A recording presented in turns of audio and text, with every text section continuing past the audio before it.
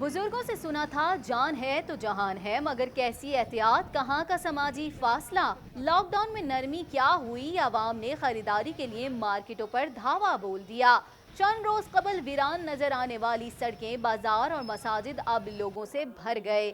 हर कोई ईद की खरीदारी का ख्वाहिशमंद दिखाई दिया। बच्चों की थोड़ी बहुत तो शॉपिंग कर लें। अभी नरमी आई भी गवर्नमेंट की तरफ से, 4 दिन का लॉकडाउन में नरमी की हुई है। फिर उसके बाद 3 दिन बंद है, तो थोड़ा बहुत जो है घर की चीज़ें बच्चों के लिए वो सब लेना पड़ रहा है। चंद रोज कबल कराची के खामोश सदर के इलाके में सख्त गर्मी और रोजे के बावजूद आवाम का सैलाब रहा। बाजारों के अंदर छोटी दुकानों पर एहतियाती तदाबीर पर अमल करने का ख्याल किसी को नहीं। ना मास्क इस्तेमाल कर रहे हैं, ना और चीज़ का डिस्टेंसिंग का ख्याल कर रहे हैं। तो इसमें अगर फैलेगा तो लोगों की अपनी कोताही होगी कि वो फैल रहा है। वैसे ही 2 महीने से लोग घरों में बैठे हुए हैं, लोगों के पास खाने के पड़े हुए मसले।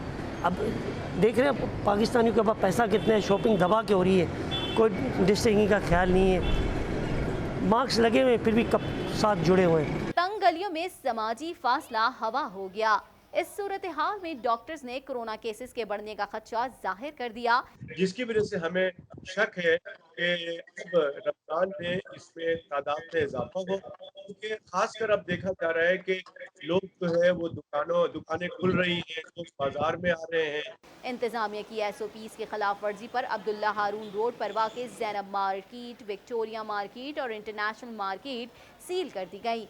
हुक्काम का कहना है कि लॉकडाउन खत्म होने का मतलब ये नहीं कि कोरोना खत्म हो गया। मोहलिक वायरस से खुद और दूसरों को महफूज रखने के लिए हिफाजती तदाबीर अपनानी जरूरी है।